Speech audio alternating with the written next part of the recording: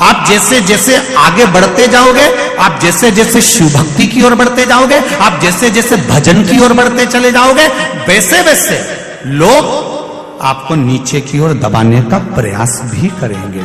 क्यों मंदिर जाती है? किसने कहा तुझे मंदिर जाने के लिए? लोग ठिठोली करेंगे, लोग हंसेंगे, लोग ताना मारेंगे, लोग अपशब्द कहेंगे, पर सब कुछ सुनती हुई जो शिव मंदिर तक चली जाएगी तो समझ लेना कि सब बारे में।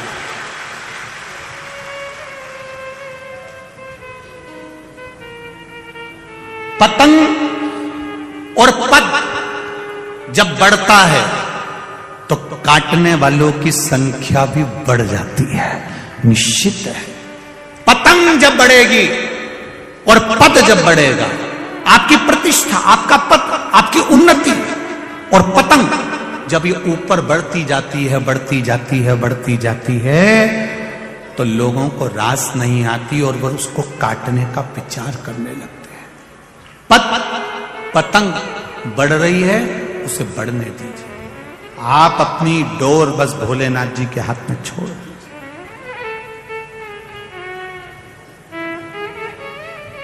बाबा के हाथ में छोड़।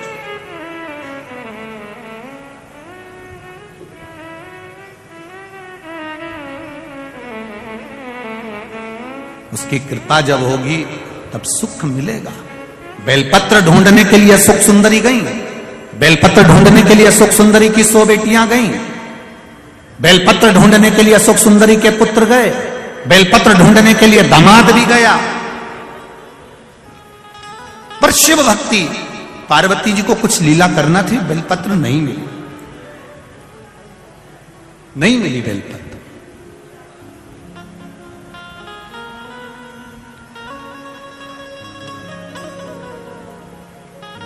वापिस आ गए।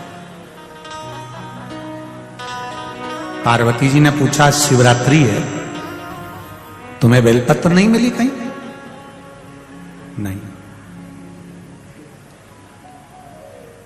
बेलपत्र नहीं। तब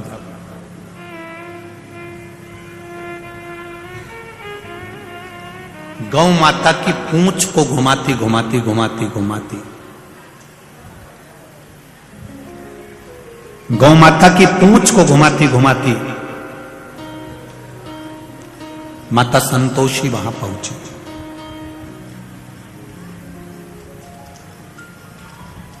जब गौ माता की पूंछ घुमाती घुमाती माता संतोषी वहां पहुंचती है,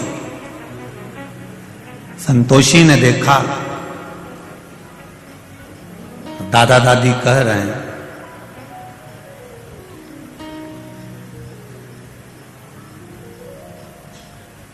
ये दादा दादी, दादी जी कह रही हैं, पार्वती मैया कह रही हैं कि बेलपत्र नहीं लाई अशोक सुंदरी से।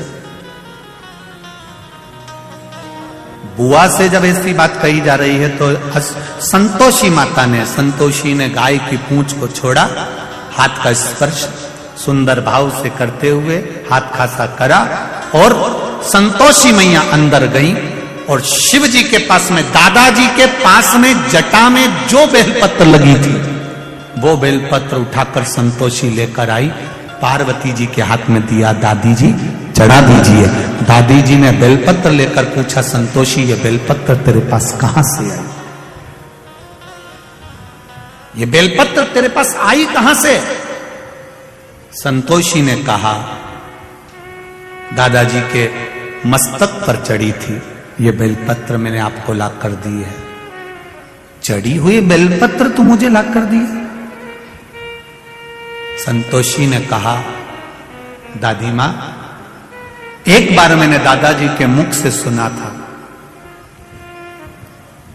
शिव पर चढ़ने के बाद कोई भी चीज निर्मल नहीं होती है, खराब नहीं होती है।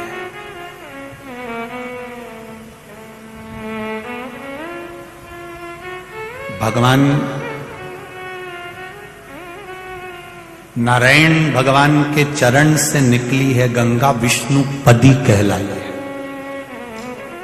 भगवान विष्णु के चरण से निकली हुई गंगा विष्णु पदी कहलाई है। शंकर जी के ऊपर चढ़ गई तो गंगा भी कहती है मेरा कल्याण हो गया, अब मैं कल्याण करने वाली हो गई। विष्णुपदी का शहद मक्खी का झूठा है,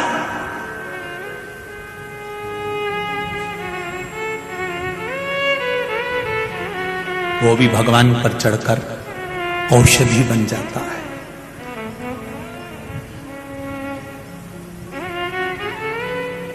वो भी औषधि बन गई। मेरे शंकर भगवान पर जो चढ़ा वो शुद्ध और आनंदित हो गया। अभी ये कथा जब पूरी हो जाएगी, ये कथा पूर्ण होने के बाद में ये कथा 30 तारीख को पूरी हो जाएगी। 3 तारीख को बड़ौदा गुजरात में, 3 तारीख को बड़ौदा गुजरात में, 3 तारीख से 9 तारीख तक गुजरात वासियों के लिए बहुत सौभाग्य का विषय है कि बड़ौदा में, वैसे तो गुजरात में 2 कथा मिली है गुजरात वालों को, पर उसमें 3 दिसंबर से 9 दिसंबर तक बड़ौदा के लेप्रेसी ग्राउंड में सरदार लस्टेंड 4 रास्ता आजबा रोड बड़ौदा गुजरात में, बड़ौदा के अंदर यह कथा मिली है। 3 तारीख से 9 तारीख तक, 3 दिसंबर से 9 दिसंबर तक कथा का समय पहले दिन तो 1 बजे से 4 बजे रहेगा, पर बाकी के समय 2 बजे से 5 बजे रहेगा। तो उस कथा का मूल तत्व क्या है? जैसे यहां द्वादशक ज्योतिर्लिंग पर कथा चल रही है, वहां जो कथा होगी शंकर भगवान के प्रसाद पर कथा होगी कि शिव जी का प्रसाद 3 हिस्से क्यों होना। शंकर भगवान का जब पशुपति व्रत किया जाता है तो पति भी व्रत कर रहा है, पत्नी भी व्रत कर रही है, तो पत्नी जिस पात्र में प्रसाद बनाई है उस पात्र को प्रसाद बनाने के बाद धोया क्यों जाता है, और पति के लिए जब प्रसाद बनाएगी तो पात्र धोकर क्यों रखा जाता है? उस प्रसाद की महत्वता को जाना। शंकर भगवान को कौन सा प्रसाद लगता है? शिव जी का प्रसाद 7 स्थान ऐसे बताए गए हैं जहां पर शंकर भगवान के प्रसाद को नहीं रखा जाता है। 7 स्थान बताए गए। वो 7 स्थान कौन से हैं जहां शिव जी का प्रसाद नहीं रखा? 3 समय ऐसे हैं जिस समय पर भगवान शंकर के प्रसाद को अगर ग्रहण करा जाता है तो व्यक्ति रोग से मुक्त हो जाता है। 2 स्थान ऐसे बताए गए जहां पर शंकर भगवान पर चढ़ा हुआ रुद्राक्ष जब प्रसाद हो जाता है तो उसका जल का सुख कहां प्राप्त होता है।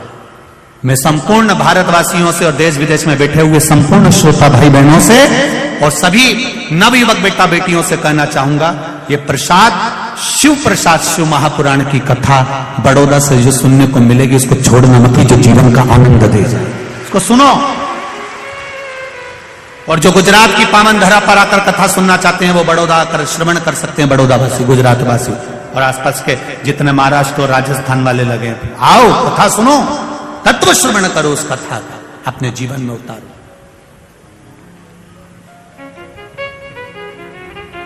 समझो उस प्रसाद की महत्वता क्या है, उस प्रसाद की मूलता क्या है, क्यों पीपल के वृक्ष के नीचे रखा हुआ प्रसाद का क्या महत्व होता है, आंवले के वृक्ष के नीचे रखा हुआ प्रसाद का क्या महत्व होता है, बट वृक्ष के नीचे रखे हुए प्रसाद का क्या महत्व होता है, उसकी महत्वता। तुलसी के क्यारे के पास में कटोरी में रखे हुए प्रसाद का क्या महत्व होता है, उसको समझना है ना। बहुत भ्रम फैला रखा है लोगों ने, शिव जी पर चढ़ा हुआ ये प्रसाद नहीं खाना है तो ऐसा नहीं करना है। हम उसको समझें शिव महापुराण के माध्यम से, उसकी महत्वता को समझें। महाराज शिव भक्ति का तो बड़ौदा वालों करो तैयारी, आ रहे कुबेर भंडारी, यही बाबा की कृपा है, शिव कृपा। ये तो बाबा की करुणा है। दिसंबर में ये कथा मिली है और फिर जनवरी में शायद पावागढ़ रहेगी, ऐसा कुछ है। जनवरी माह में शायद पावागढ़ की पावन धरा पर मां अंबे की पावन धरा पर कथा रहेगी। पावागढ़ में तो इतनी जगह नहीं, तो थोड़ा 5-6 किलोमीटर आगे कथा स्थल